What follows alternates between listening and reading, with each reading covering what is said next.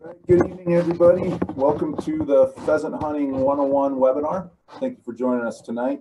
We've got 4 presenters tonight talk about hunting pheasants in Colorado. So if our panelists want to join us, you can feel free to turn on your video. We may have a few folks coming in just a minute, but while we're walking, let's talk a little bit some housekeeping on this webinar. So first off, just introduce myself. I'm Brian Postumus. I'm the statewide hunter outreach coordinator. I'm going to be the moderator and present just a little bit tonight. Just so everyone knows, this is being recorded. We hope to post this on our Learn to Hunt webinar playlist on YouTube. So if you're interested in checking this out or you want to let some people know about it, send them to our CPW webpage and look at our YouTube videos.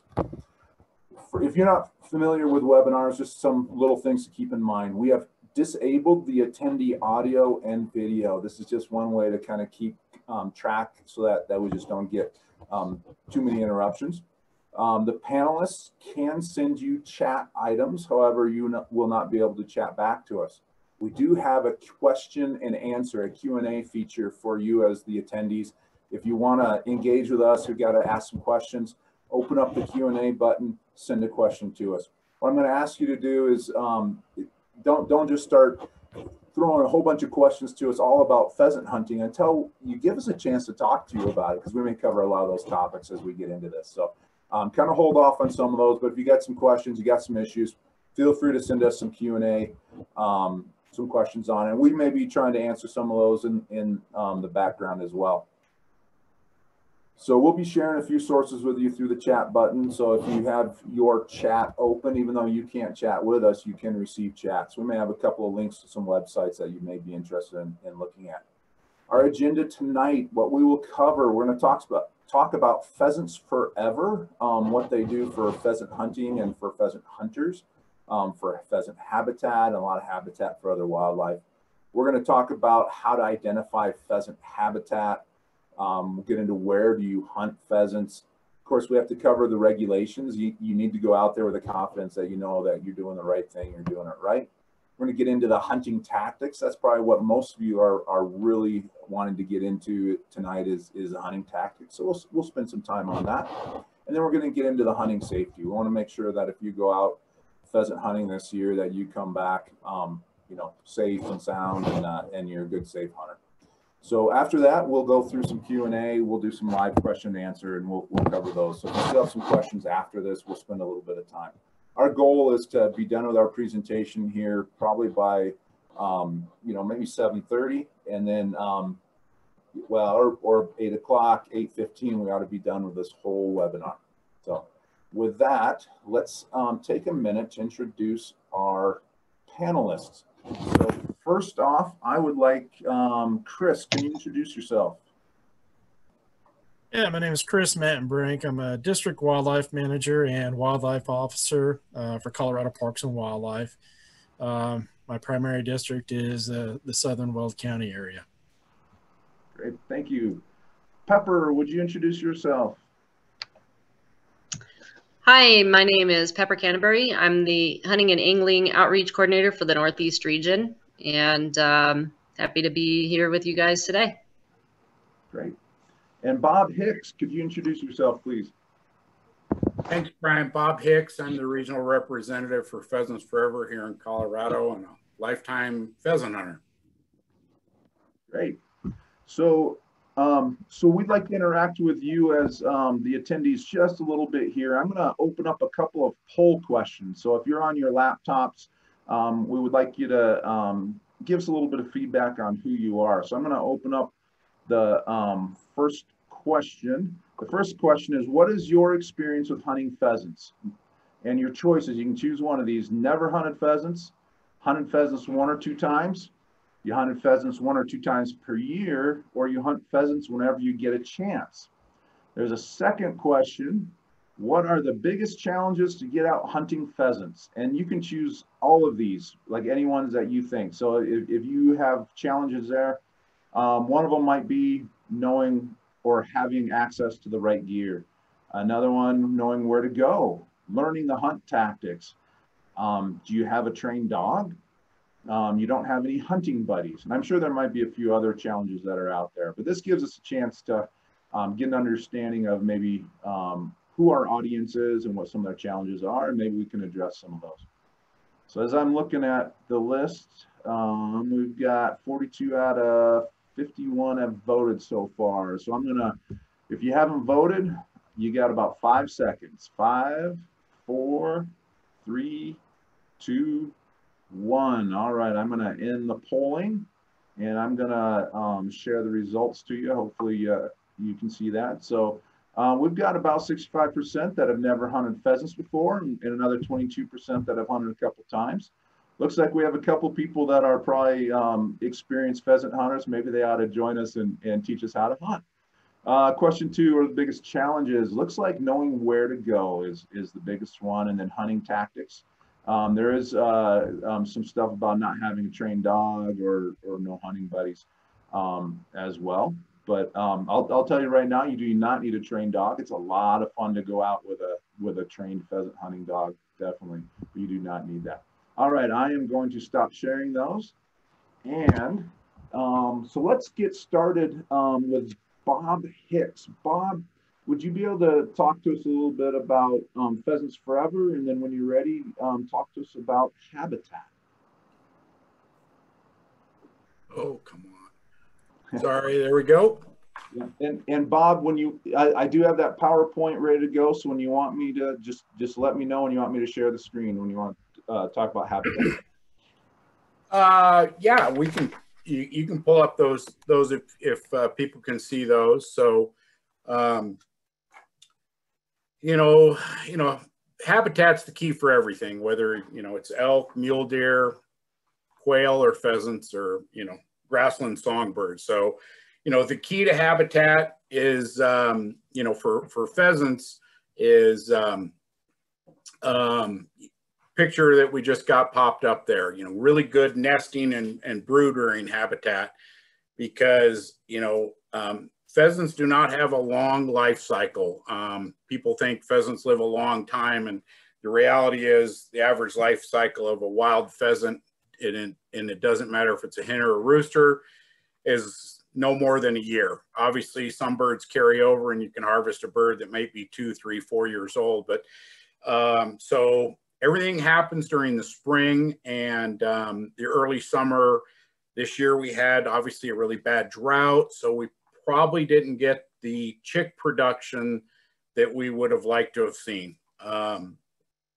So sorry, I'm going to switch. I'm looking at a different screen real quick. So the key pheasant habitat requirements are nesting cover, brood rearing cover, food, and winter cover. And for a baby pheasant, they're not out there eating kernels of corn, they're eating insects. So bugs are the vital habitat for the hen pheasant and her brood. Another wives' tale of pheasants, and I thought this most of my life, is, you'll hear somebody say it's going to be a great season because we've had 2 or 3 hatches. The reality is, once a hen pulls off a successful brood, even if it's only 1 or 2 chicks, she will not re-nest. Now, if she loses her nest due to predation or weather, she will try to nest again, and she'll continue to try to nest until she pulls off a successful brood. That's why in August, you can be out, or even early September, dove hunting, and you may see pheasants, chicks that are almost as big as the adults, and then you'll see a brood run across the road that are 3, 4 inches tall, that look like they just hatched. And it's that hen probably lost multiple nests due to circumstances. So once she pulls off that successful brood, that's it.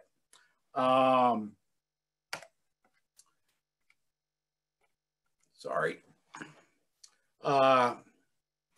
So brood habitat for upland birds need to require leafy, flowering, green forbs, and insects. And hopefully some of the people on the call tonight have had a chance to hunt the Corners for Conservation program that started 5 years ago. And what you find in those first year corners, those first year plantings, they look really weedy. And if you have bird dogs like me, they're real stickery. and the dogs go into those, and you know right away if you don't have dog boots on, and it doesn't really look thick and heavy like this picture Brian has up, but it's prime habitat for the hen to raise her brood in, and those can be really productive the first couple weeks of the season. As the weather, you know, increases to get colder and more snow, it may not hold the thermal cover for the birds. So one of the things we're doing when we plant these corners, these pivot corners that are in the Corners for Conservation program, we're putting a really diverse mix of pollinators, you know, wildflowers, forbs, and legumes, along with some grasses. And again, the wildflowers and the forbs component, they attract lots of bugs. And, you know, what I try to tell people is, you know, when you're out there in November, you don't hear the birds and the bees buzzing around. But if you go out in the summertime and you listen, you will hear these really active brood rearing areas that are just totally alive with songbirds and insects. When we host habitat tours, that's the key thing I try to tell people is just really listen. When you're in this prime habitat, you'll just hear that it's alive.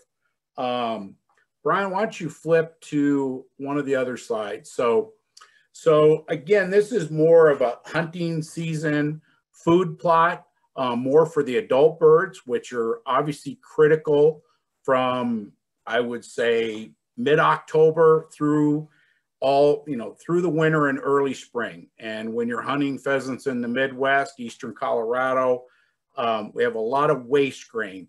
We have a lot of irrigated corn in Colorado, and we also have a lot of dry land wheat and some irrigated wheat. And when they harvest, you know, corn and wheat, there's a lot of spillage. There's a little milo and a little millet planted in Colorado, not to the extent of the irrigated corn or the wheat, but it's obviously critical food from this time of the year until next spring when the insects come out. You can flip, Brian, for another slide. So this is, again, great looking habitat. You know, you can, if you look out closely in that picture, you can see some of the plants that still have a little green in them. You know, that's your forb component. So it's not just a single stand of grass. And this is obviously a great place to hunt. You've got, you know, the trees on the right, you've got a cornfield on the left. So you've got all the components for pheasants during pheasant hunting season. And the next slide, Brian. So this is what I would consider a monoculture. For us as hunters, it's a great place to hunt in November, December, and January. But when you look out at that sea of grass, you really don't see that different component mixed in. So these are some of the older grass stands that we have in the Midwest. We have a lot of this in Colorado, and it's great hunting habitat. It's okay nesting habitat, but it's not prime because it's an old field. This field is probably in the neighborhood of 15 to 20 years old. And over time, even though it was planted with a diverse mix, over time, if it's not managed, one species usually pushes out everything else. So, you know, and again, for hunting purposes, great field. Definitely going to have birds in it. There's probably a food source close by. Decent nesting habitat, but not really what we're looking for. We're looking for a lot of diversity. And so what I try to tell people, it's a little more difficult, obviously, in November and December because everything's brown. But when you're out there hunting, and especially if you have success or see a lot of birds, pay attention to what the landscape looks like in that field, because you're probably going to see more diversity than a field like this. So, you know, Brian, I think that's just a good basic talk on the habitat. And, you know, for more information on Pheasants Forever and some of the habitat work we're doing, you can go to our Colorado website. It's just coloradopf.com. But The cold weather shots, obviously it probably looks like this in eastern Colorado today with the snow. So again, like I talked about, that those birds are sitting next to a milo patch, you know, a food source for them in the wintertime. Next picture is just, if you're out in eastern Colorado and you see all these tree rows, and ask yourself, gee, where did these trees come from? They came from all the Pheasant Forever chapters in eastern Colorado. Our chapters have planted over 2.5 million trees in eastern Colorado. Basically, it's a living snow fence. But when Colorado Parks and Wildlife came to Pheasants Forever 30 years ago, we just didn't have a lot of good winter cover. And so a partnership was built, you know, a long time ago, long before I was hired by Pheasants Forever. And a partnership was created through Colorado Parks and Wildlife and the Pheasant Forever chapters. And this program is called PHIP, which stands for Pheasant Habitat Improvement Program. And here's a picture from one of our earlier tree plots in eastern Colorado. And it's great when we get these big snowstorms that the birds can get out of the blizzards and have a place to survive the tough days that come with a blizzard. But luckily for us in eastern Colorado, they usually only last a few days and they break. And it's just, this is a slide I sent Brian. You know, Brian's going to talk a lot about this, but you know, do your homework, you know, get the walk-in access books, mark your books, and Brian will cover that. And next slide, Brian, this is one of my passions. This is one of my nephews and his friend on a pheasant hunt years ago in Yuma County. This was all on walk-in access. One of the years it was really a good pheasant production year, and it's one of my passions. I'm one of Brian's novice mentor hunters, and love to get people out, love to introduce people to pheasant hunting and fishing and just getting people in the outdoors. And so I always challenge people, you know, have you taken a youth hunting? And I would also say a novice, you know, your girlfriend, your wife, your sister, your daughter, you know, let's include everybody in this. It's a great sport, and the camaraderie with pheasant hunting is really unlike most hunting, because it's can be a really good social event to get out and participate in.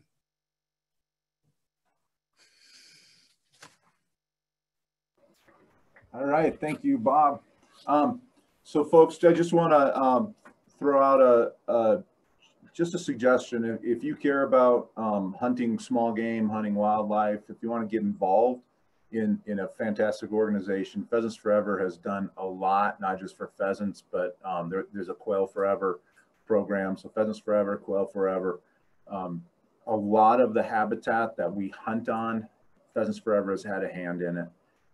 It's a great organization. Every year when we don't have COVID, there's annual banquets at chapters all across Colorado. There's a couple of counties, I think it's, and Bob, you may have to correct me, I think Yuma County is one of them, and maybe, is it Sedgwick County? They have opening day of pheasant season. They have their annual banquet way out east. And so a lot of hunters go out and hunt opening day. And then in the evening, they go to this banquet. They can bid on, you know, auction items. All that money goes to the chapters. The chapters support biologists that work with landowners to provide habitat. You get a good meal, and if you're new to pheasant hunting, you get to sit down and have a meal with other people that love to pheasant hunt, and probably you get to sit down to have a meal with people that might be landowners out in that area. Maybe you get to start talking to some people, get to know them, and maybe they'll let you go and hunt some of their private property out there. So yeah, with COVID-19, obviously we're not doing any banquets this fall. Typically we have 5 banquets on opening weekend. Sterling has one on Friday night, and then Holyoke, Yuma, Lamar, and Springfield, those 2 chapters in Southeast Colorado, all hold banquets on Saturday night of the opening weekend pheasant season. But due to the pandemic, we're going to do some online fundraising probably after pheasant season, and keep our volunteers and our membership safe. And but we'll still be out there chasing some roosters this fall. Great.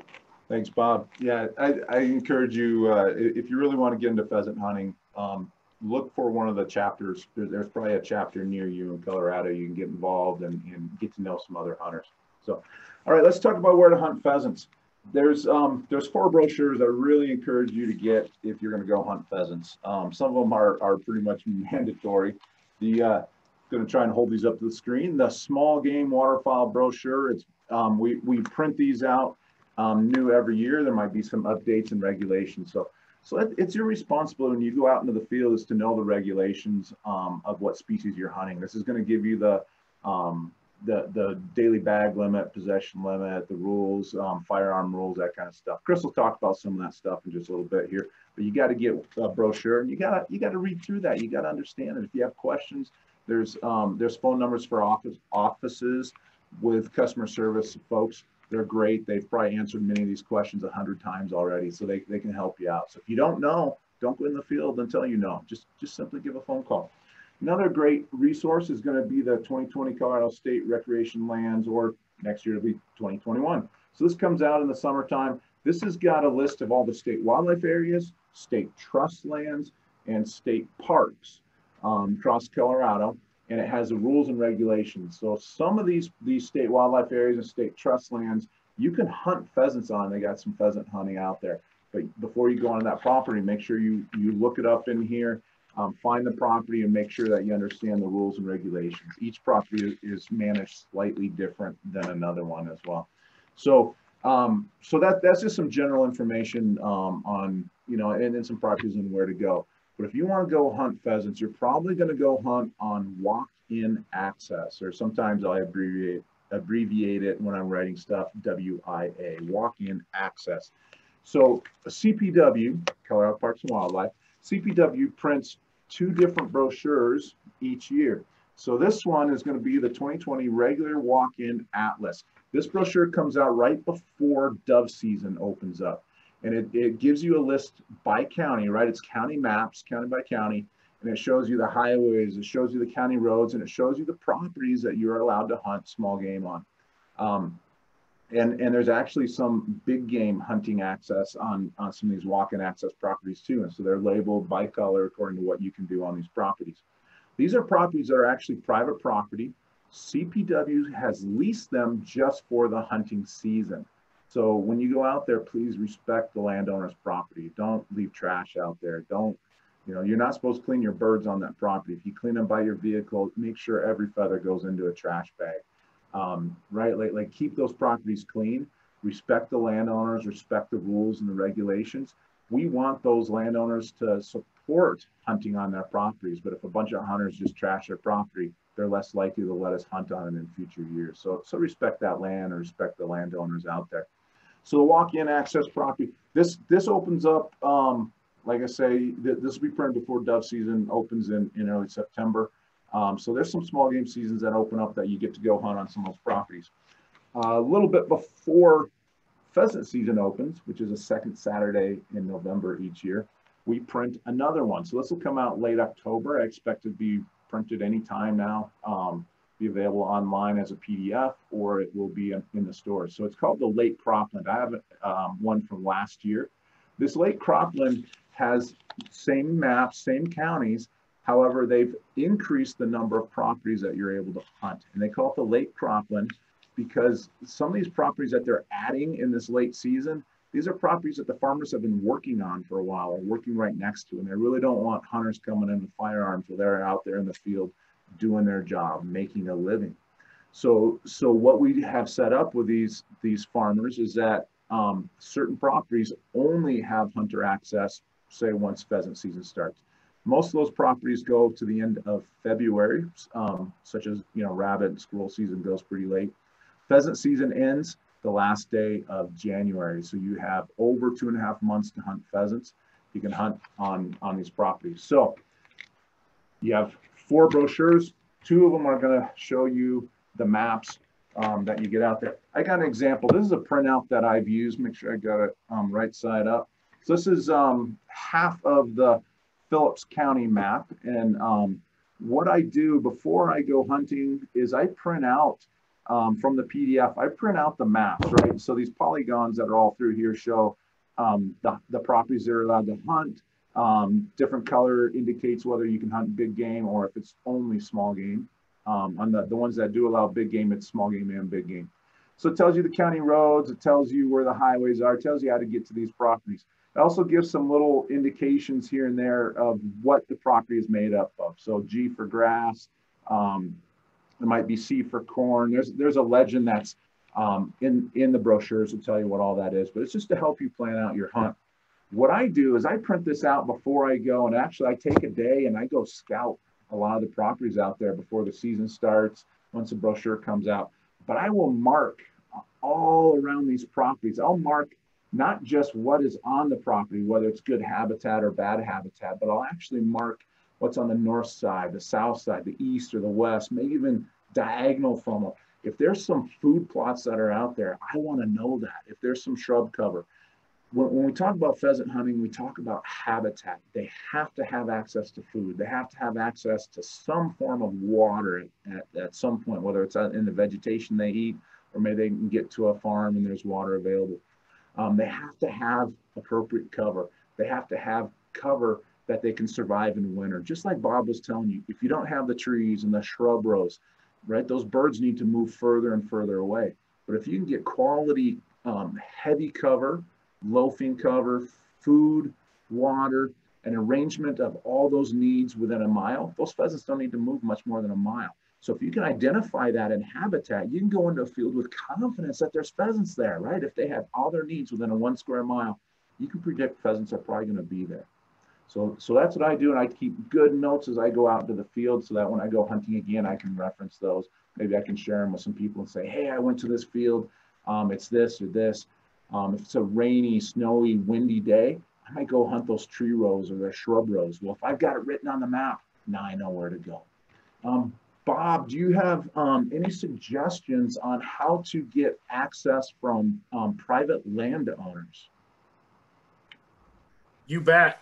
So, you know, I'm the youngest of 3 boys, and my family's originally from Northwest Iowa. So every Thanksgiving, you know, when I was a little boy, we went back to Iowa and went back to Grandpa's farm and my uncle's farm. And God willing, I'll be there in about 3 weeks back on the family farm. But I was the youngest, so I was always sent up to the door to knock on the farmer's door. And you know, when I've been able to help Brian and the Novice Hunter program in the past, is an exercise sometimes we're able to do. But, you know, what I always tell people about asking permission is, you know, the worst time to try to ask for permission is opening weekend. You know, it's opening weekends for friends and family, and, you know, avoid that. The second time is Thanksgiving. I go back every year still to Iowa, to my cousin's farm, who now farms the family farm, and we always go back for Thanksgiving. And you know, my cousin always, and my grandpa and my uncle used to hold the land for my dad and us, and a lot of people still do that.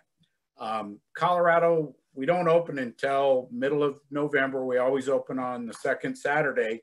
And what I always tell people is get through those first couple weeks, hunt the walk-in access program, get through Thanksgiving, and, you know, let the farmers get done with their harvest. That's the other time not to really bother these gentlemen and ladies when they're out there harvesting their corn. This is their time of the year, bring their money in. So they're trying to bring the harvest in.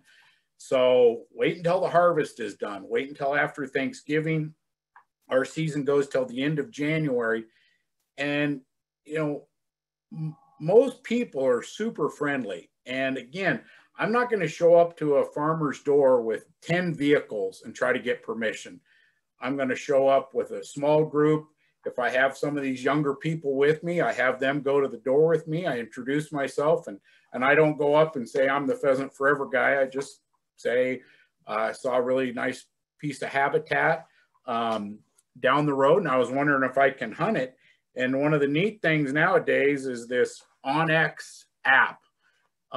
It's got all Colorado Parks and Wildlife's walk-in access on this app. And I'm not paid by these guys, but it's a great app. It's called OnX, and it shows where the walk-in access is, and it also shows you land ownership. So sometimes that'll help too, getting to know somebody. And the biggest thing I tell people is, Brian already touched on it. I work with a lot of landowners, and I have been for a long time, 15 years now with Pheasants Forever.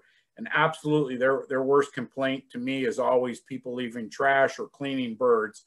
And so, you know, when you're out there, and if you see that, I always carry trash bags in my car. I'm always picking up after other people. But, you know, the rule of thumb that I was taught as a young boy, when you do get permission, is you take the time, whether you harvest a bird or not, is to go back and thank that person. And as a young boy in Iowa, we always went back and offered them a pheasant. And I still do that. And I'm pretty quick at cleaning a pheasant, and I'll pick the best bird. I don't pick a shot up bird, and I'll clean it for them, and I'll bag it, and I'll give it to them. And if I do get permission today doesn't mean permission tomorrow, next week, next month, next year. And it doesn't mean permission to bring 20 people out there, because that'll ruin it for you. So respect those people. And I'll just tell you guys a quick story. I was in Montana about 5 years ago, saw this great piece of habitat, knocked on the guy's door, and he said, I always let these guys come from Bozeman, Montana, and hunt my property on opening weekend. He said, if you come back next week or any other time, I'll let you hunt. And the very next year, I didn't go opening weekend. I went a week later, and I went back to that gentleman's farm. He remembered me, and he said, absolutely, you can hunt. So I thanked him. I was successful. I got some birds. I went back, and his wife and him couldn't believe I offered them a pheasant, and I cleaned it for them. And I picked my best bird, and I've been able to go back to that gentleman's farm. I haven't been to Montana for several years, but 2 more years in a row, I went back, and I just asked one day. I didn't abuse it, and I didn't go there with 20 people. And I think I could go to that gentleman's door tomorrow and get permission. So they just want to really know who you are, and just be super respectful. If they say no, they say no, and you move on. Great. Thanks, Bob. That's awesome advice. It's really all about building relationships with these landowners, respecting their land, respecting them, saying thank you. Let's move into the next topic, and let's talk about regulations. And we have Officer Mettenbrink to kind of help explain these regulations. Thanks, Brian. Yeah, I just kind of want to just touch on some basic laws and regulations pertaining to hunting pheasants in Colorado. And probably the most important thing that you can have with you, like Brian pointed out before, is our small game and waterfowl brochure.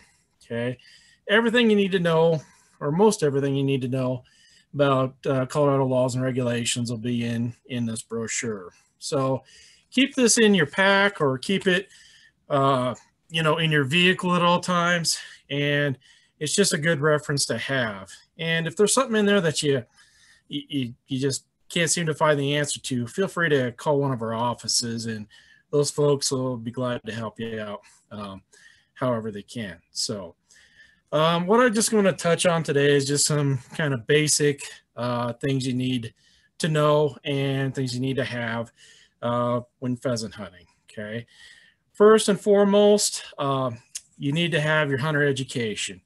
So anyone born on or after January 1, 1949 needs to have taken and passed a hunter education course. Okay, and you'll need that hunter education to purchase any hunting license in Colorado. And the next thing you're going to need is your hunting license. Okay, so you're going to need a small game license or a small game fishing combination license, or if you're a youth small game license. So that's pretty important. And when you buy that, you'll also, if you're between the ages of 18 and 64 years of age, you'll be automatically charged for a habitat stamp. That's required. It's a one-time purchase per year type of deal. It's $10. It'll be added on to your small game license, and that goes to enhance habitats for various species of wildlife across Colorado. So it's a good thing. When you get your small game license, you may notice that, I don't know if you can see this very well, but at the bottom there, you'll see ask you to get your HIP number. It'll give you a phone number to call and a website or a website that you can go to get your HIP number. What HIP is, it's Harvest Information Program. And what that is, it's a biological survey and asks you how many small game species or waterfowl species you harvested the previous year. And that's important for Colorado Parks and Wildlife because that's how we determine our harvest levels of small game animals across Colorado. And that's an indicator to us as to whether we have populations increasing or decreasing, if it's something we need to worry about, need to adjust harvest levels and that sort of thing. There's no charge for it, but you just need to go on and get that number. Basically, at the end of when you're done taking the survey, they're going to issue you a number. And with that number, you're going to kind of write that number right at the bottom of your license right there. Okay, it's required on all your small game and waterfowl hunting licenses. Okay, so once you've got your license, then you need to know, well, when is pheasant season? Again, go to your brochure and it's going to tell you. For pheasants in Colorado, you'll see that we have in your brochure, they'll have all the different species listed in here, and it'll tell you what season you can hunt those species. So in Colorado, we actually have two different pheasant hunting seasons. One that's east of I-25, which runs from November 14th through January 31st. Well, west of I-25, the season's a little bit shorter. It goes from November 14th through January 3rd. So depending upon where you're hunting in the state, you'll need to know what that season date is and for where you're at. This also tells you how many pheasants you can harvest. So doesn't matter if it's which season it is, it's still, you can harvest 3 roosters, or they're also called cocks, that you can harvest on in a day. So that's called your daily bag limit. Okay, not allowed to harvest any hens or any female pheasants. You can only harvest roosters. Then also on here you'll see what we call a possession limit. And that's how many total pheasants you can have in your possession, including the freezers at home. So you can only harvest 3 a day, but the total number of pheasants you can have in your freezer at home is 9. So if you have, say, 7 pheasants in your freezer at home and you go pheasant hunting again, you're only allowed to harvest 2 pheasants, because that'll take you up to your possession limit of 9. So hopefully that makes sense. Sometimes that can be a little bit confusing. Next, just want to talk a little bit about methods of take. Most people hunt pheasants with shotguns. A few people will try it with bows, but we're primarily going to talk about shotguns. So basically, you can't use a shotgun, nothing that's larger than a 10-gauge shotgun. You cannot fire a single slug. So you can't use slugs to hunt pheasants. Your shotgun also cannot be capable of holding more than 3 shotgun shells. Okay, the key word is capable. Okay, so if you have a pump action shotgun or a semi-auto shotgun with a magazine, the magazine cannot hold more than 2 shotgun shells total, and then your 3rd shell would be in the chamber. So before you go out hunting, you need to make sure that your shotgun is legal. It's properly plugged, either with one of the plastic plugs or some type of filler that can't be removed unless you disassemble the shotgun. All right. And then let's just talk about some stuff that you need to remember when you're out in the field. When you're traveling around from field to field, or when you're just coming out of the field, you need to remember that you cannot have a loaded firearm in your vehicle. So the chamber has to be empty. It can be loaded in the magazine, but the chamber does need to be empty. So when you're coming out of the field, first thing you need to do is unload your shotgun. You don't want to lean a loaded shotgun up against the bumper of your vehicle or against the tire, anything like that, while you're trying to unload the rest of your equipment or get your vehicle unlocked. Because that may, if that shotgun happens to fall over, you may have an accidental discharge, and that's a big safety issue. So always make sure your shotgun's unloaded before you get to your vehicle when coming out of the field.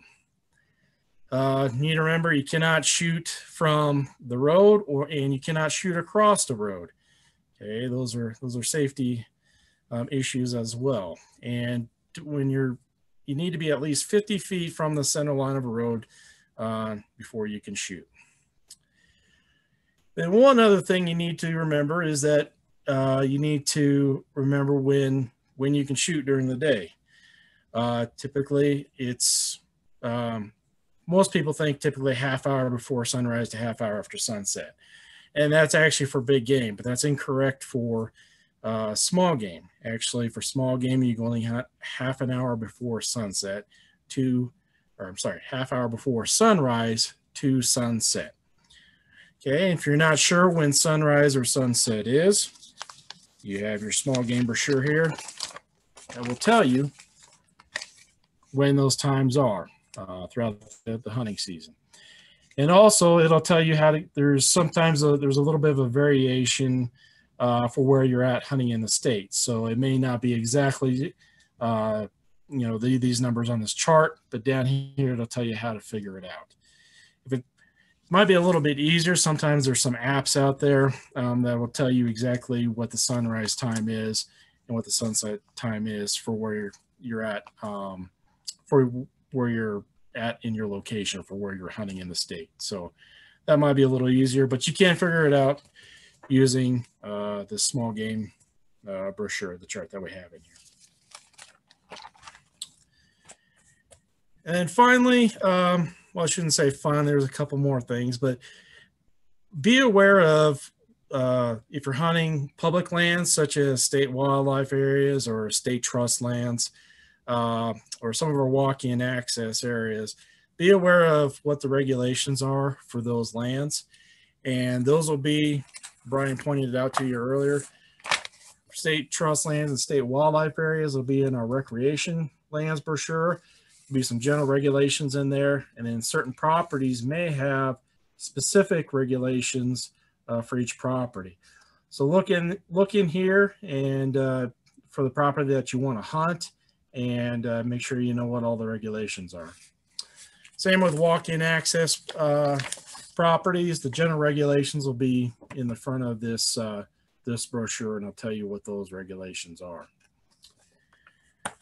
And then finally, when you're out hunting, especially if you're well, just in general, you should know where you can legally or not legally hunt. Know what the boundaries are of the property that you have permission to hunt on. And I know sometimes it can be a little bit confusing out there because in Colorado, private property landowners are not required to post their boundaries. So it's ultimately the responsibility of the hunter to know where he's at on the landscape at all times and make sure he's in a place where he can legally hunt. There's apps out there that you guys can get for either your GPS or for your cell phone that you can use, such as Onyx Hunt. You can use that. That's really useful. Or there's a Venza Maps. That's a pretty useful app as well. So when you're out in the field and if you're just not quite sure, if you're, getting close to that boundary or not, you can bring up those apps and they can really help you out and let you know where you're at in the landscape so you're not accidentally trespassing on someone's property. So just to reiterate, just carry one of our small game brochures with you. They're really, really helpful. And if you, like I say, if you have any questions that you can't find in here, call one of our offices and we'll be glad to help out however we can. Thank you, Chris. I know one item I forgot to put on our little outline is evidence of sex. If you harvest a bird, what the regulations are as far as leaving evidence of sex. Would you mind covering that?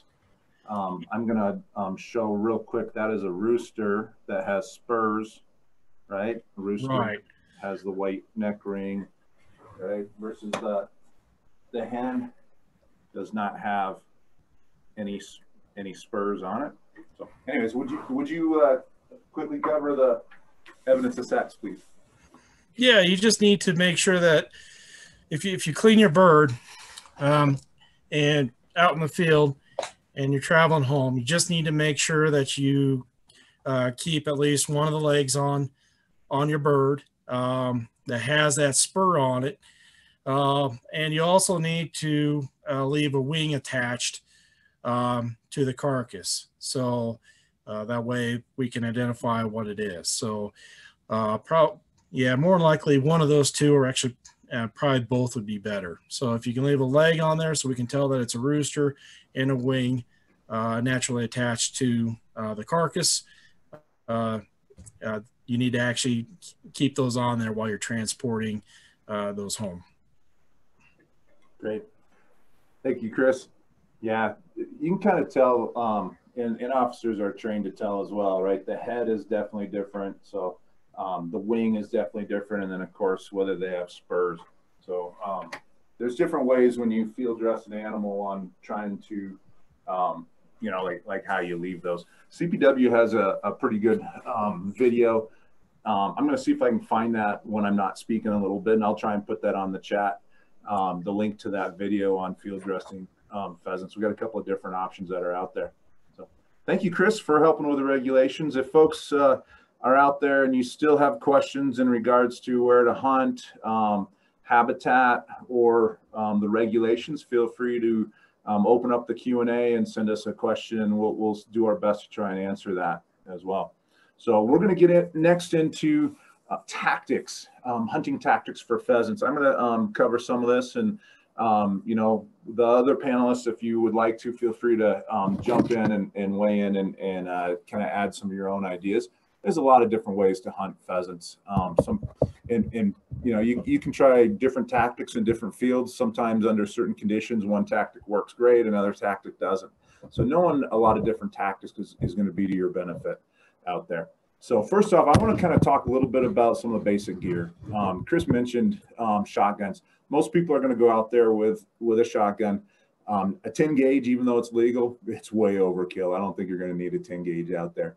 Most people are going to go hunt pheasants probably with a 12 gauge or a 20 gauge. Now there's 16 gauges, 28 gauges, 410s.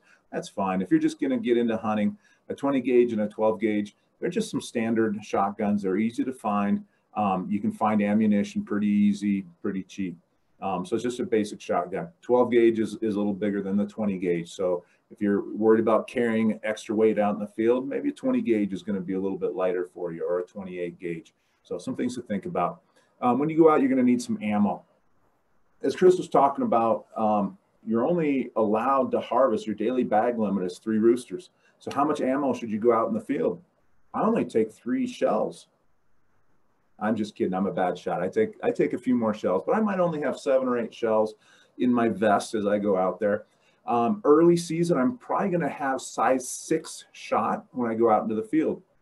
You can use lead shot. There are some non-lead shot items out there as well if you don't want to have lead potentially in the birds after you harvest. But size 6 shot is kind of standard for early season. Those birds are getting up in front of you. It's a small BB, small shot, or that BB. It's a little bit smaller, so you get a lot more BBs that expand to reach out to that bird. But later in the season, the birds are a little more aware. They might flesh a little further away. And so increasing the size of your BBs, that killing power, you might go to size 5 or size 4. So some things to think about when you go out there. On your shotgun, most shotguns these days, the newer shotguns are going to have interchangeable choke tubes at the end of the barrel. And you can change the choke, and the choke at the end of the barrel is going to restrict the patterning that comes out, the shot as it comes out. It'll expand. And so if you have, let's say, an improved cylinder choke, that shot is going to expand much quicker, much more rapidly. If you have modified, it's just kind of that middle ground. If you have a fuller size choke, it's going to stay a little bit tighter. So for pheasants early season, honestly, I kind of like to use maybe an improved cylinder or modified. Later in the season, I'm probably going to maybe just stick with a modified.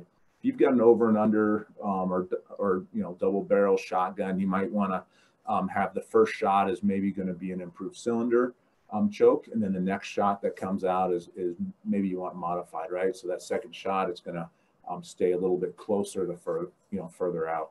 So some things to think about when you set up your own shotgun. I do encourage you, if you've got the opportunity, go shoot your shotgun at a range on a patterning board and do it from 20 yards, 30 yards, and 40 yards. I don't think you need to try and shoot pheasants beyond 40 yards. It's more luck rather than skill. When they get out beyond that, you might actually wound more than recover. So let's see what else. I recommend when you go out, you wear an orange hat.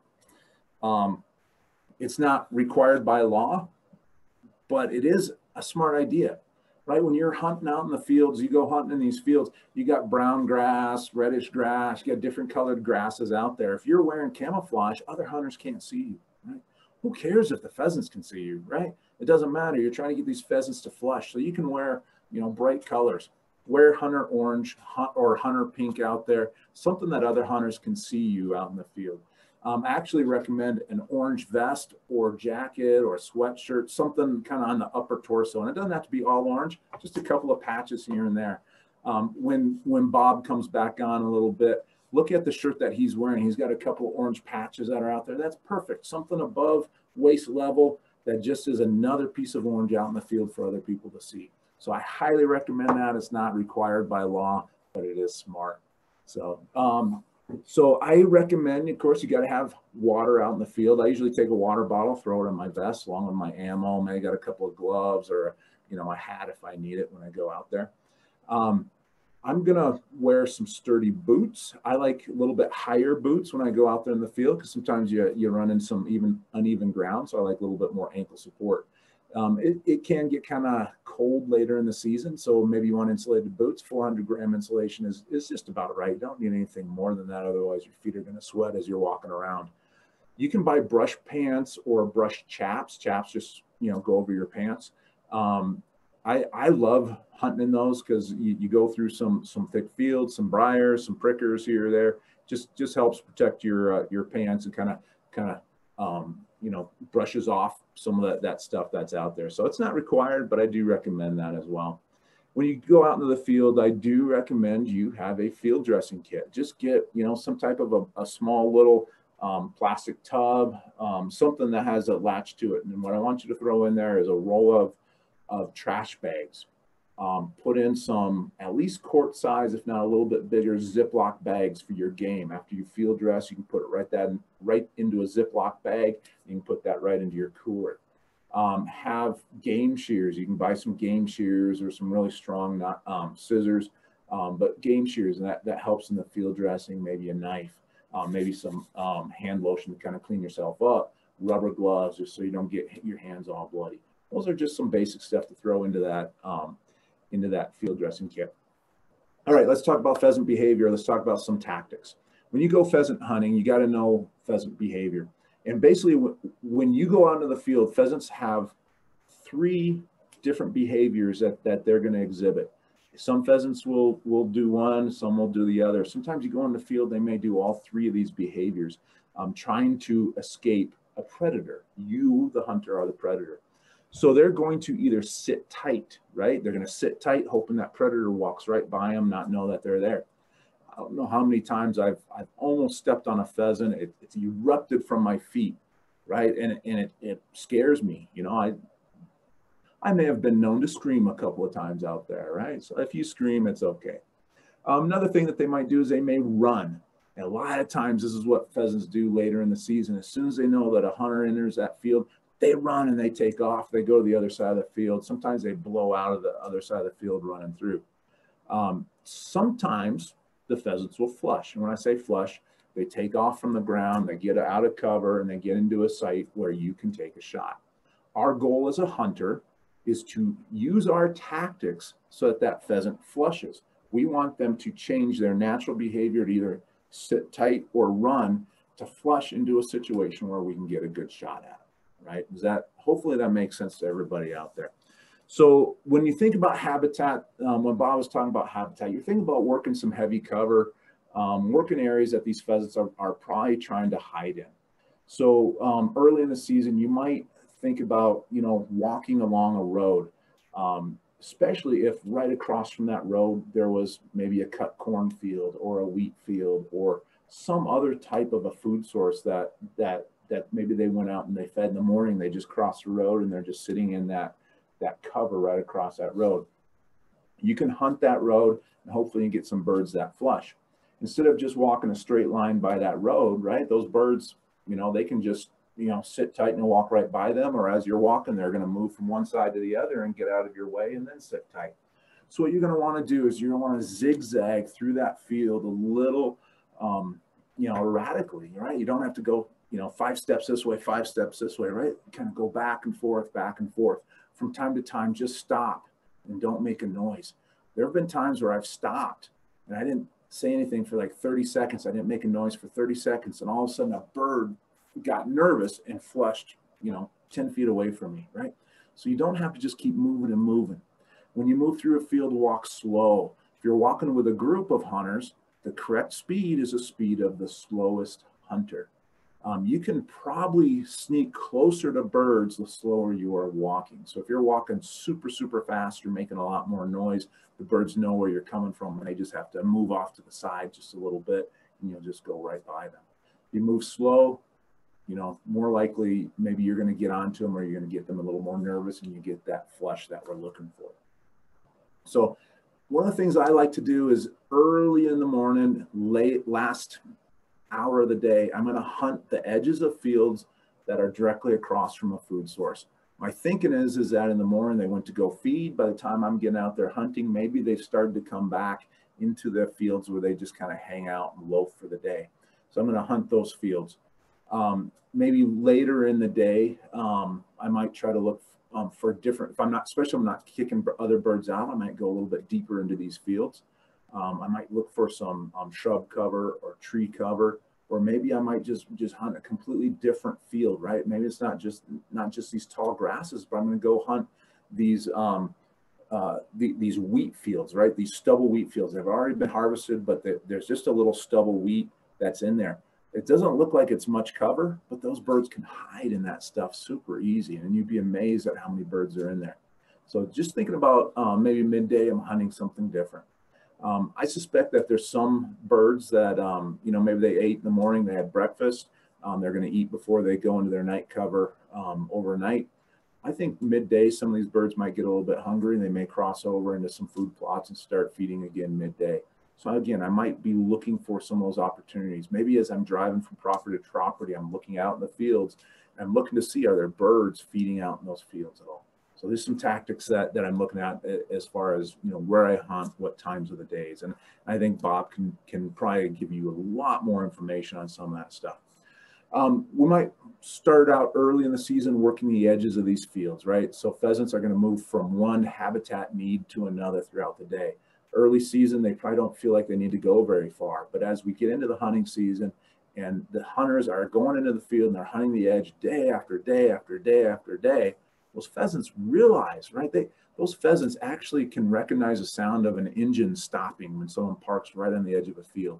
They know what it sounds like when someone slams that car door, right? They know what it sounds like when someone's like starting to load and they're closing the action and they're ready to go hunt. They know what a dog sounds like when the dog is jumping out and getting excited in the field. So I might park a little ways away from that field. I'm going to very quietly close my doors. I'm not going to use my keyed fob and go boop, boop, because those birds are just going to take off and go deeper into that field. Late season, they know hunters are going to come in along those edges. They know the exact same routes that hunters use. So later season, I usually try and hunt deeper into the fields. I think about where are all the hunters entering and where are they exiting? How are they hunting this field? And then I think I'm going to change my tactics up so that the birds don't expect the direction I'm coming from. So I've hunted diagonal across fields rather than hunting the edges or hunting the corners. So some things to think about with that, especially later in the season. When you're hunting through the field, keep your eyes up and looking into the distance. When we take a lot of new hunters out on our minnored hunts, too often they're walking and they're looking down at their feet because they don't want to trip over anything. They're hoping that they see that flush or that bird is right at their feet and it comes up.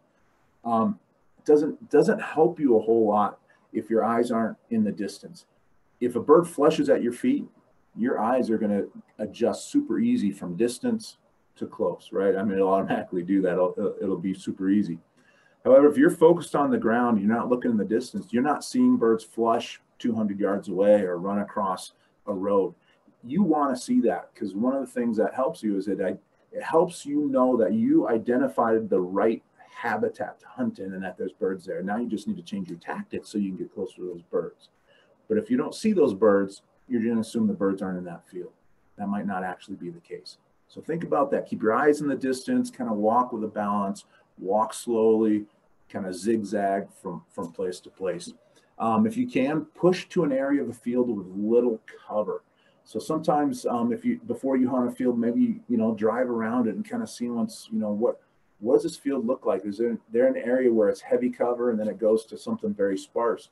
Those birds may run in front of you, but when they get to that edge where they lose cover, they may hold tight until you get close, and then they're going to do a flush because like, oh no, they found me and now I'm going to go, right? So think about pushing to those edges with no cover. It could be a road. However, as Officer Mettenbrink was telling you earlier, you can't shoot across a road. Your shot can travel 300 to 400 yards from the end of your barrel. So when you are approaching that 300, 400 yard mark from those roads, you got to be thinking about where's your shot going to go. Even though the bird might be 30 yards, your shot's going to travel beyond that. That's illegal to shoot over a road. So think about changing your tactics as you are approaching a road. Don't just push closer and closer and closer to that road just to create a flush in an area that you can't shoot. That's a waste of time.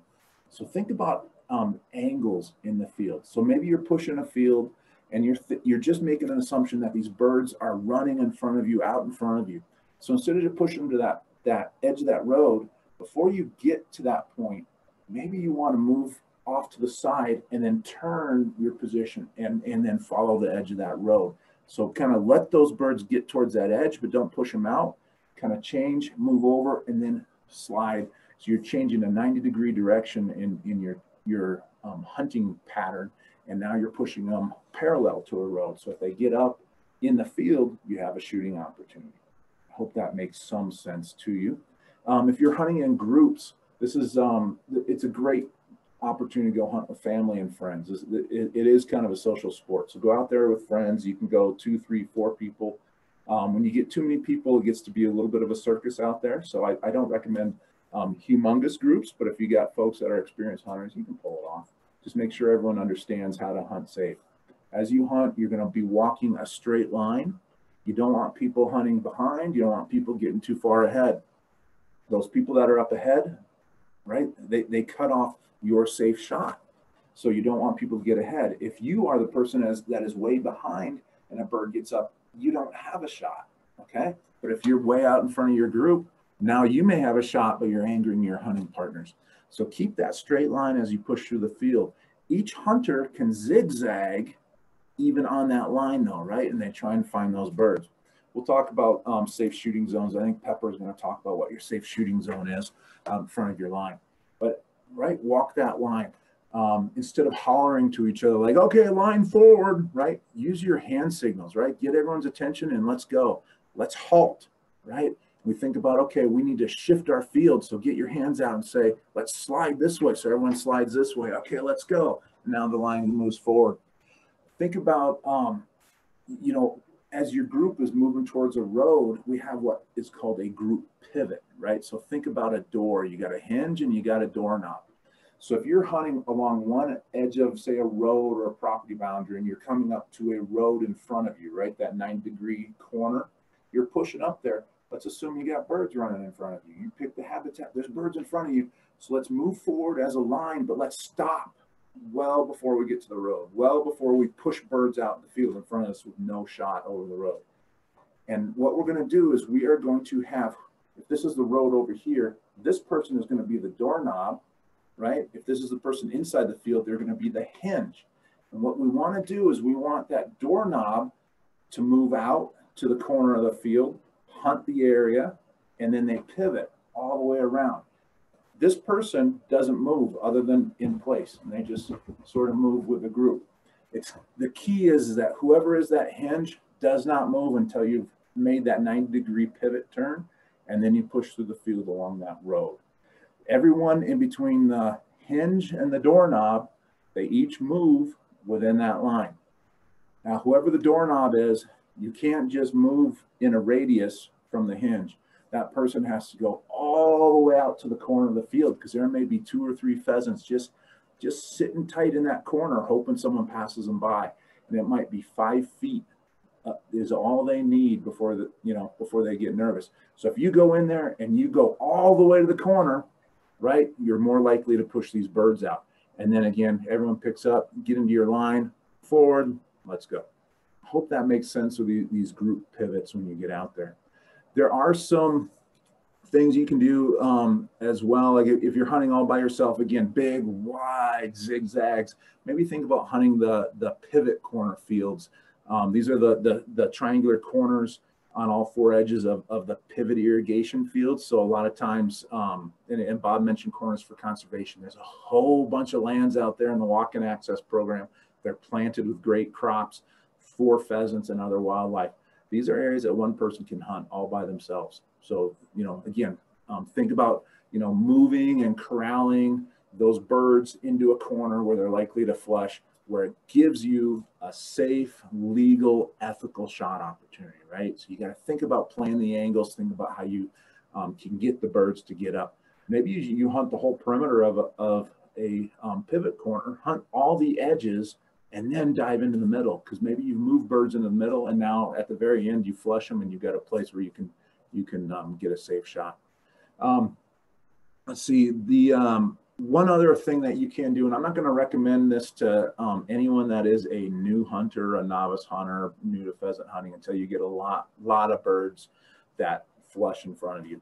It's called blocking, and so it definitely requires groups. The idea is that if you have an edge of a field, you can put 1 or 2 blockers out at the edge of a field, maybe 3 blockers. They sneak in nice and quiet, and they just stand there. The rest of the group, they go to the other side of the field, and they push through the field towards the blockers. And at those blockers, they'll sit there tight, but as people are coming in, they may kind of shift back and forth a little bit.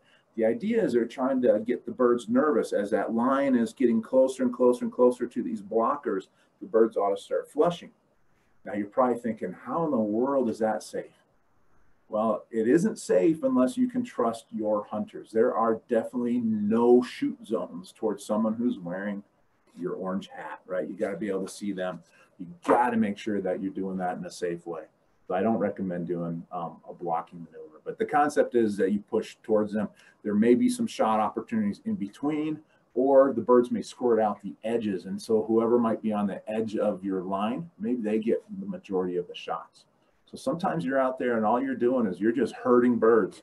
Sometimes you're the hunter. It's okay, right? Switch people up into different positions. Make sure if you ever do the blocking maneuvers, everyone's on the same page. Everyone knows what the expectations are for safety. I'm going to let Bob, do you want to talk real quick about hunting with dogs? You don't need dogs, folks out there, but it is a lot of fun, and it could help you get into a few more birds. You bet. Couple things, Brian touched on the zigzag. I do a ton of hunting, and, if you're going to be successful, you got to get in the cover. And, one of my pet peeves is I'll look over on the edge and somebody's just walking a straight line, or they're not even in the cover. So if you are the person on the edge, zigzag, like Brian said, I wore this tonight because I wanted to emphasize the orange. You know, I wear an orange t-shirt underneath if I get hot, you know, and I need to dress down. You know, orange hat, orange vest. Brian touched on the kit. So this is a kit, you know, just a kind of a tackle box. It's got all my shears, gun cleaning kit, extra gloves, tape, a dog emergency, a little vet wrap, all that stuff. So, you know, you can't ever be over prepared, in my opinion. So one thing is, I want everybody to see how long that bird is, if you can see from head to tail. So most people don't miss a pheasant because they shot ahead of the pheasant. If you're going to miss, it's because you shot behind. A pheasant's very long. And so try to shoot for the white ring and try to shoot ahead of the bird. Biggest misses are because you've shot behind the bird. Brian, I don't know if you got those other photos I sent you. If not, don't worry about it. But I'm a big dog owner. My dad's a retired veterinarian, so I've always hunted with bird dogs. I've had Labradors, Springer Spaniels, German Shorthairs, English Pointers.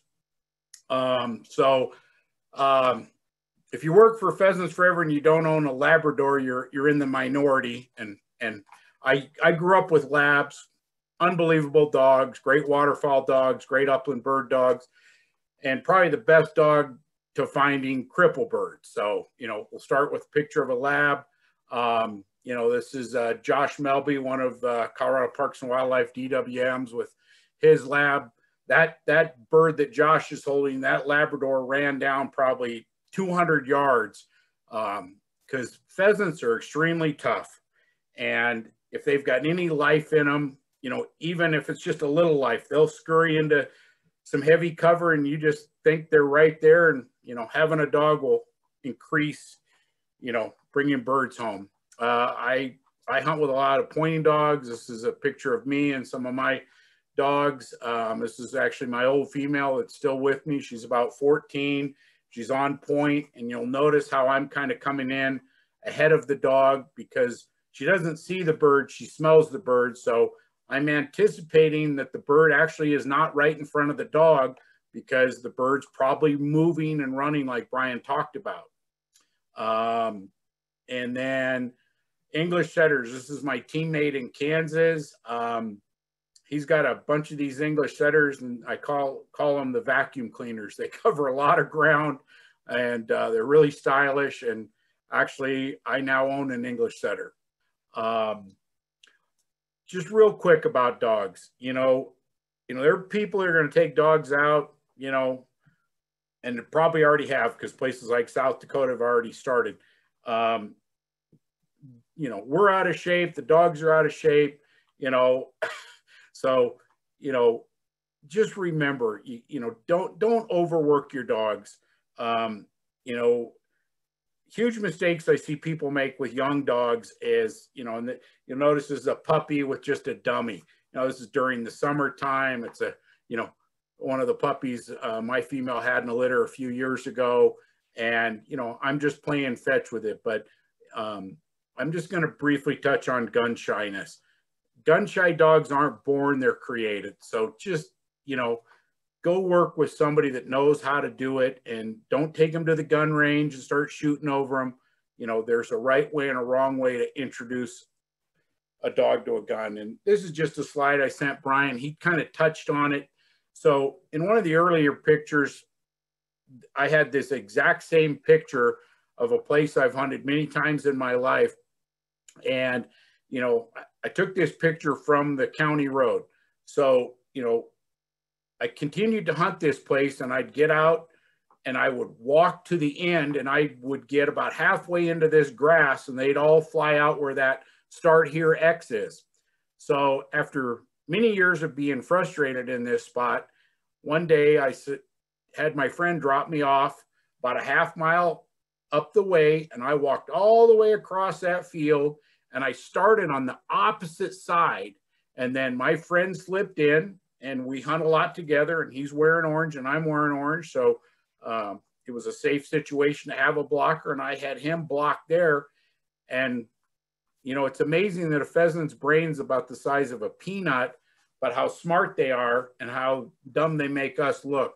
So if you go to a field and all the birds fly out one end and you go back to that field a few weeks later, maybe take the time to hunt it like Brian talked about, going in an opposite direction.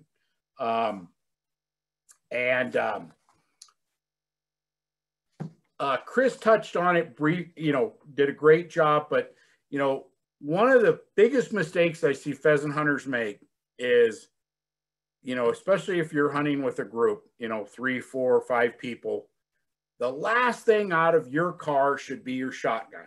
Okay. And, you know, if you're hunting with me, I've got a couple dogs. I got to put a dog vest on. I got to put a dog shock collar on to, you know where my dog is. It's mainly a beeper collar, but the last thing out of my car is my shotgun, you know. But when I get back to the vehicle, the first thing I do is unload the gun completely and put my gun away.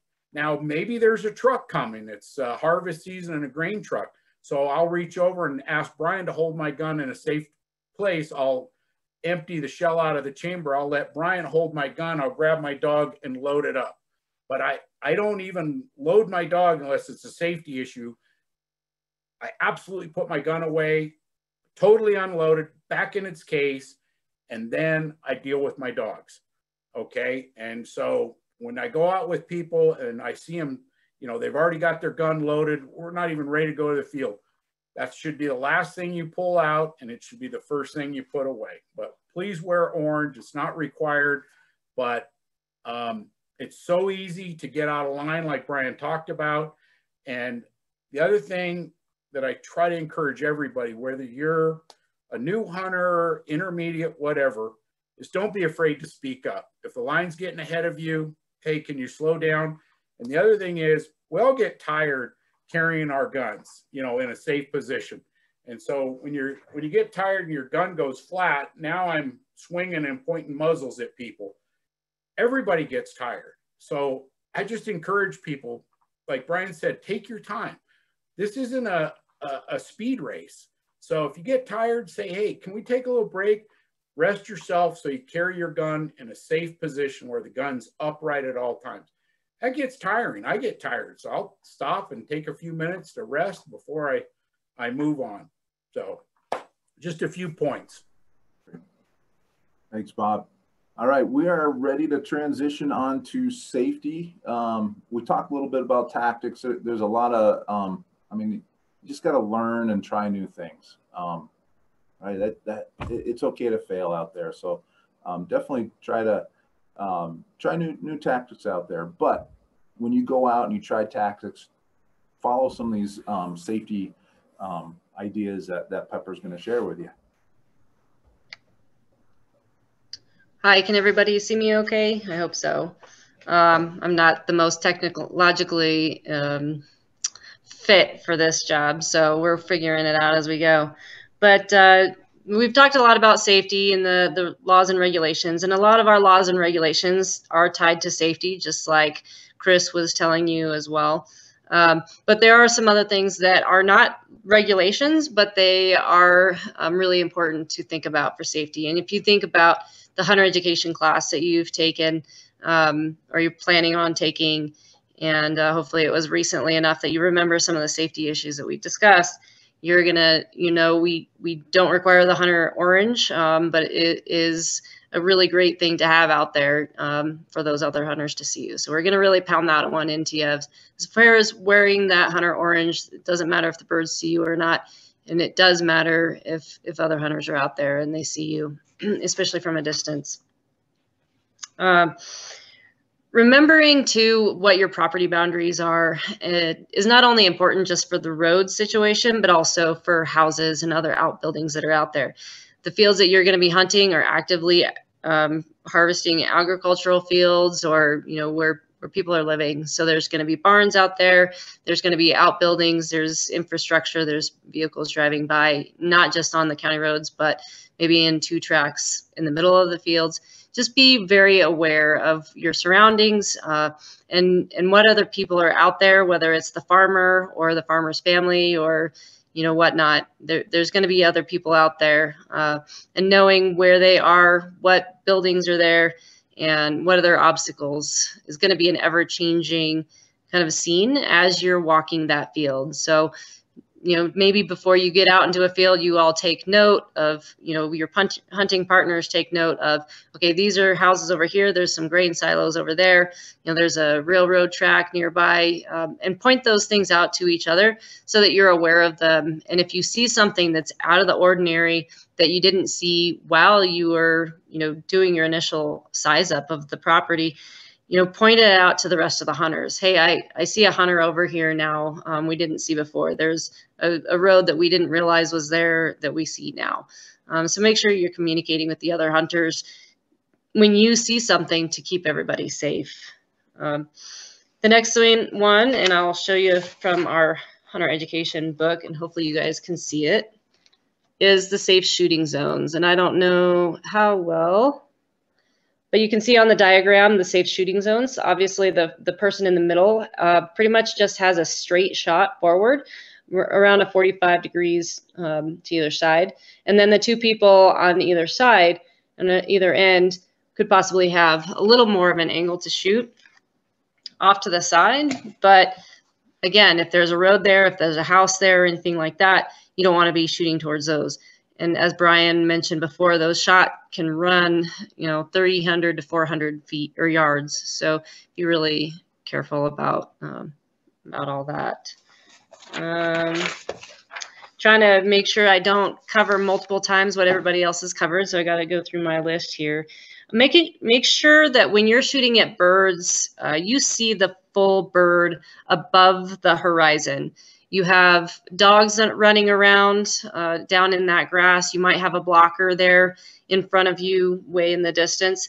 And so if you are shooting at birds that are completely uncovered by landscape and they're in the air, you can see the whole body in there, then you've got a safe shot. You're not going to be shooting down towards a dog or another hunter in the way. When you're loading and unloading your firearm, do it away from your vehicle. Bob mentioned that should be the last thing that you pull out of your vehicle, and he's right. You get all your hunting gear on, you get your dog out, you get your lunch, you get your pack, you get your water bottles, and then everybody is aware. You communicate with each other, and you make sure each other is aware that you're going to pull out your shotgun at that point.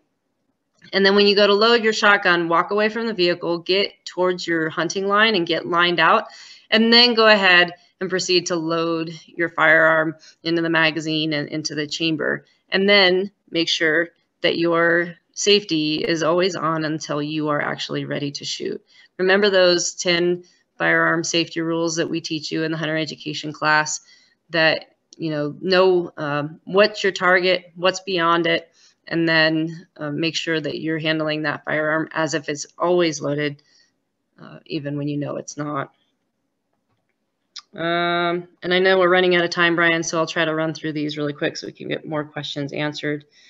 Carrying the shotgun. I'm just going to do a real brief story here to make my point on the two-handed carry of a shotgun. I was out hunting with one of our other officers and a group of novice hunters. I was not carrying a shotgun because I was just being a mentor, but I was very tired. We had covered probably 15 miles that day, and we were literally just walking right back to the truck. We were about 50 yards from the vehicle, and I was extremely tired, and I was dragging my feet, and I ended up tripping on a wire that was on the ground in front of me and hidden in the grass. And thank goodness I didn't have a shotgun in my hand, because I fell flat on my face. And if I had had a shotgun in my hand and it had been loaded, it could have been a pretty bad situation because the other hunters were in front of me. So just remember, when you're out there, the safety is always on unless you're ready to shoot, and you're doing that two-handed carry so that shotgun doesn't hit the ground in a way that is going to go off, or you're not pointing it at someone around you.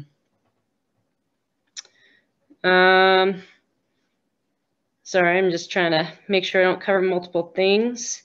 Oh yeah, and they mentioned the blockers. You know, for our novice hunts, if you are part of our novice hunter program and you're going to go out on our mentored hunts, which the calendar, the schedule will be posted tomorrow for you guys to sign up for those. But we will not be using blockers during those hunts with CPW. So if that's something that you guys want to do, we'll be doing, you know, you can do those on your own, but make sure that you're doing that in a safe manner with the people that you know and trust. And we can talk safety all day, but I think I'm pretty much out of time. Brian, do you have anything else that you want to add? Yeah.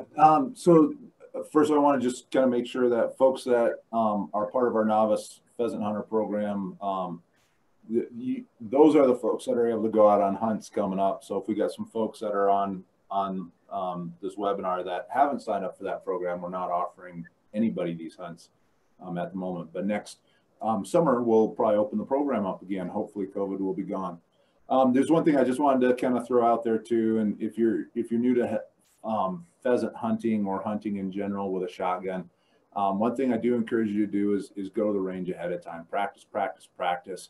It helps build confidence out in the field. So when a bird does flush in front of you, you don't have to be like, oh, I got to get my safety off. What do I do? So when you go to a range, you might start out, you know, with a gun on your shoulder saying pull, you know, and finding it.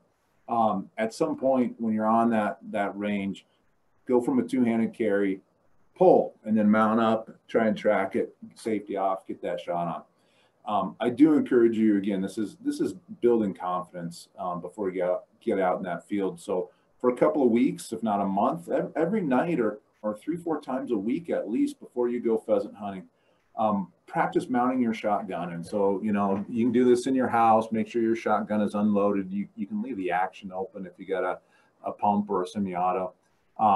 Maybe don't do this in the front by your front window. The neighbors might figure out what's going on. But what I want you to do is I want you to be in a two-handed carry. I want you to mount up, safety off, mount down, safety on, right? Safety off, safety on, safety off, safety on. Do that 20 times and you're going to build that muscle memory so that when a bird gets up, right, you don't even have to think about it. When you come back down, that safety's on automatically. The other thing you can do too is when you do mount up in your house, mount up and kind of follow the edge of where two walls meet. Like so thinking about a flushing pheasant, it's rising in the corner of your wall, say, you know, right in there. The other thing you can do is track a bird moving left to right. So mount up and look where the wall meets your ceiling and just follow that seam as you move through. So it's a good way to practice mounting and get some of that muscle memory. So we're going to go through kind of a live question and answer right now. And we'll just kind of throw it out to whatever panelists are willing to answer some of these. So one of the questions, Terry Olson, where do you go to sign up for the novice hunts? On our website, if you go to the, actually, I'm going to share the screen with you. Let me see if I can get the right screen here. All right, it's not coming up right now, so I'm not going to share a screen. So anyways, if you go to our CPW website, there's going to be a blue bar up towards the top. There's a couple of little items on there. One of them says Learn. Click on Learn. When you hit Learn, it'll open up. There's an option you can check that says Learn to Hunt. It'll open up a page. You can choose either Hunter Ed. Hopefully all of you have Hunter Ed already. So if you have it, don't worry about that. There's a Hunter Outreach bar. Click on Hunter Outreach, and there's some mentored hunt options that are in there as well. So the Novice Pheasant Hunter program is a program we offer to hunters that have taken Hunter Ed in the last 3 years. Novices that want to get started hunting, it's a great way to learn how to hunt small game.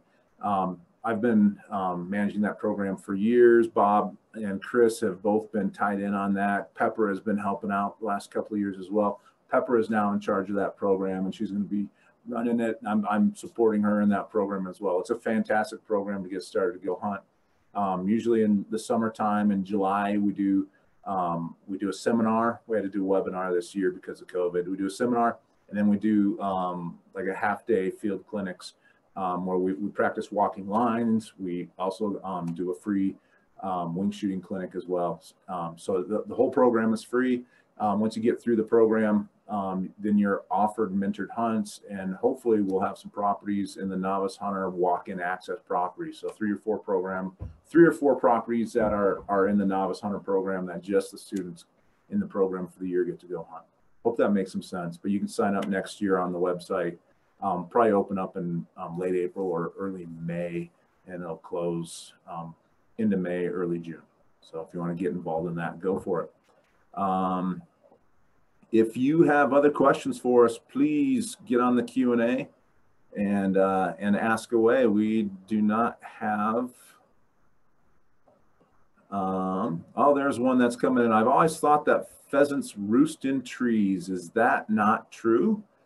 Who would like to answer this one? I've talked a lot.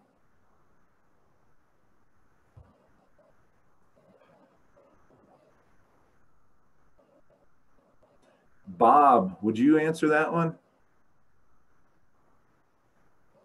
Yes, sorry, I couldn't get my mute button off.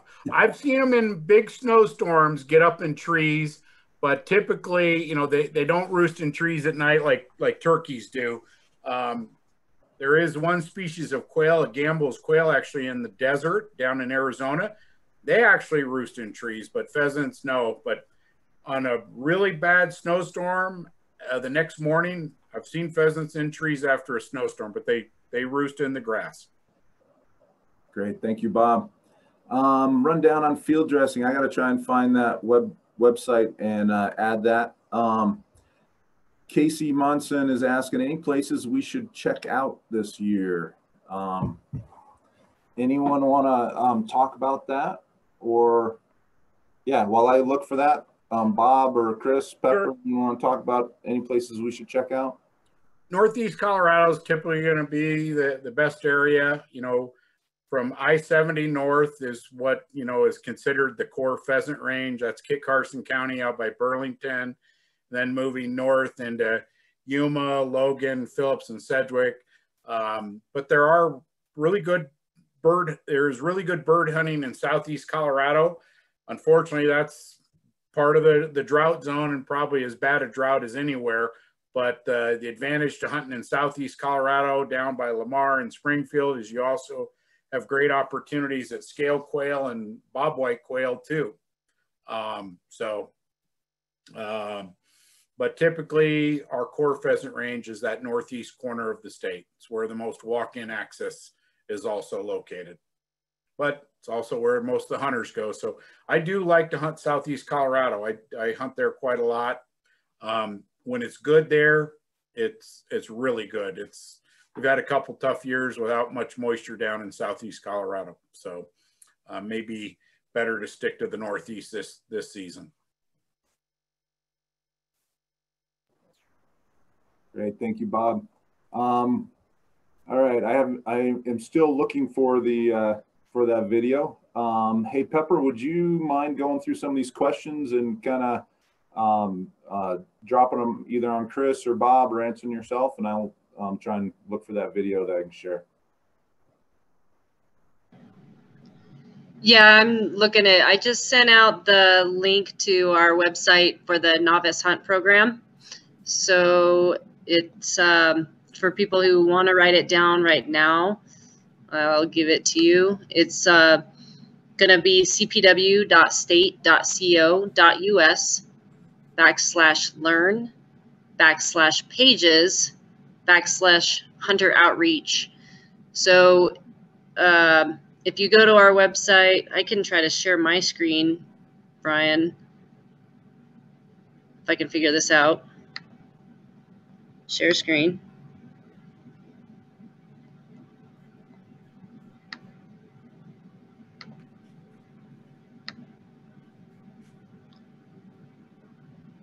Okay, so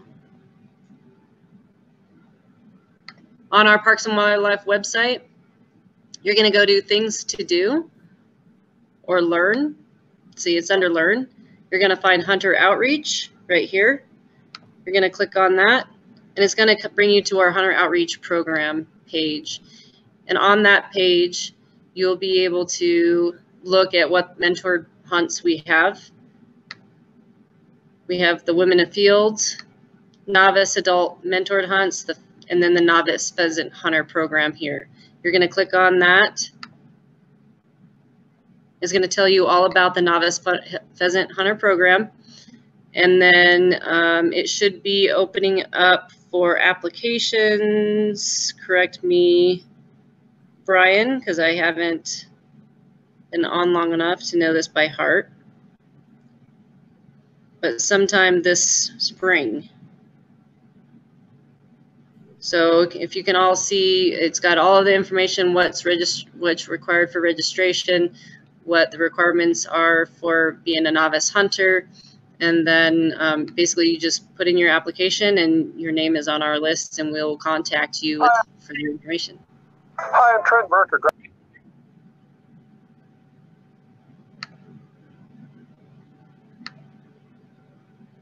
Was somebody trying to...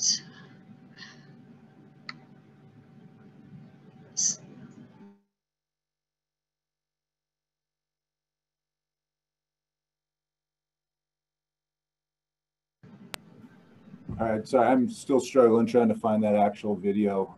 We do have on our website, we do have a pheasant hunting, field dressing, cleaning pheasants on our website. I'm just struggling in the time trying to pull it up immediately. Let's see. Let's talk about. So I'll explain field dressing really quick. So if you field dress a pheasant, you're going to want to probably field dress that pheasant if it's a hot day, probably when you get back to the vehicle. Or at least by the end of the day. If it's a really cold day, sometimes they just throw them in the back of the truck and they cool off. It's a small animal. It's not like big game where you have to get it cool. But you do want to get the guts out of it. They're pretty easy to clean. So you just have to choose, right? You got 3 methods of leaving identification that it's a rooster. You either have to have 1 naturally attached spur attached to the carcass, 1 wing, 1 head. There's only 1 head on most pheasants out there. So what I usually do is I leave the spur. So what I'll do is I'll take my game shears, right, like a big scissors, and I may cut the head right off. I may cut the wings right off, unless I want to have a little bit of wing meat. There's not a lot of meat on the wings, but there's a little bit. But I can cut the wings off. Maybe I'm going to cut a leg off below where the meat is on that leg bone there. I'll cut that off, and I'm going to leave 1 leg that has that spur. When I cut all that stuff off, a lot of times what I can do is I can possibly just take my fingers and peel that skin. I can just peel the skin all the way around, and sometimes when you get that skin, you got to pull it off over that spur, that foot. It's kind of like taking a sock off at that point. So you just pull that off. Now you got to get the guts out. There's I think it's called splatchcock. I might be wrong on the name of that, but it's kind of a cool word to say. But I'll take my game shears and I'll cut right up along the back of the bird rather than the front of the bird. I'll cut up right along the back of the bird. I can open it up, and when I open it up, there's all the insides, the stuff that we want to get out, so it doesn't heat the bird up or the meat that's left. And you just grab it with your hand and you pull it right out. When that happens, I can kind of push the bird together. I've cleaned it. I've got evidence of sex. I can pop it right into a Ziploc. Boom, there it goes into my cooler. So that's one method, one of many methods that are out there. There are some folks that do. I've never even tried it. I have seen people almost lose evidence of sex on it, but they stand on the wings really close to where the wings join the body, and then they pull on the legs. I don't think that's a great method because, like I say, I've seen people actually pull evidence of sex from the carcass, but people that do it right can have done it. All right, what would be a good way to get involved with an organization like Pheasants Forever? I'm newer to Colorado and don't know any hunters here. I think that's a Bob Hicks question. Oh, sorry, I was answering somebody else's question. Can you repeat that real quick, Brian? Yeah, they're wondering, they're new to Colorado and they're wondering how to get involved like in an organization like Pheasants Forever. So we have chapters all over the state. We have big chapter in Colorado Springs, big chapter here in Denver, Loveland, Fort Collins area, Greeley, and then all over eastern Colorado, starting in kind of that Fort Morgan country. covering all the Eastern Plains. The only place we don't have a chapter is in the mountains, but we actually have a biologist working in Craig on mule deer, sage grouse, and elk, because Pheasants Forever is not just pheasants. We work on all wildlife and all habitats for wildlife. But go to coloradopf.com. My information's there. Shoot me an email. You can also look up all of our chapters there. I'll get you in touch with somebody. Again, with COVID, we're doing a lot of Zoom meetings as chapters. The Northern chapter actually was able to have a couple meetings, but as Chris alluded to earlier, they may be shutting us down again, because typically our big city chapters, you know, we have monthly meetings and bring in speakers like Brian and Ed Gorman and different people, our biologists. And I just want to really give a shout out to Colorado Parks and Wildlife. Brian's predecessor was a guy that put me under his wing when I first started 15 years ago, and I became a certified shotgun instructor. I became a mentor. We have the greatest Department of Wildlife, and I work in multiple states. This novice hunter program, but I want to talk about real quick about people like Chris. Our district wildlife managers, I believe, are the best in the United States. They will take their time to help you. They are here to help. They have a very tough job, and I just can't thank them enough, along with all of our first responders, especially people like Chris that are out there. But great staff, and I just can't say enough about the partnerships that Pheasants Forever has with Colorado Parks and Wildlife, with our biologists and our habitat work, and we're proud to be a small part of it. Yeah, but there's some great partnerships that CPW has with organizations like Pheasants Forever. So thank you guys for all that work. The reason we have pheasants in Colorado is because of the partnerships, because of a lot of good people volunteering and donating their money. So, all right, we've got a quick question. What color glass lenses do you recommend for hunting? As far as the lenses, it might depend on the weather pattern. I know a few folks that really like an amber safety lens when they go out. Other people kind of like that yellow color. I think it's kind of a personal preference when you go out. It is a good idea to wear safety glasses just in case of some other hunters out in the field that don't see you or aren't practicing safety. So yeah, I'd recommend wearing safety glasses when you're out there, just so that you don't get any pellets that might be coming into that soft tissue of your eye. There's a question about dogs. I have a female golden retriever that I think would make a good pheasant hunting dog. She's 6 years old, extremely trainable and smart. What are the chances of training her to be a bird dog? She's pretty much of a suburban and hiking dog at the moment. So if your dog is trainable, you know, you can take them to a field. They've got to be able to come on command, right? When you call their name, they've got to be able to come on command. Otherwise, you go out into the field, they're not on a leash, right? So if they run into a bunny and you can't control it, that dog could be gone.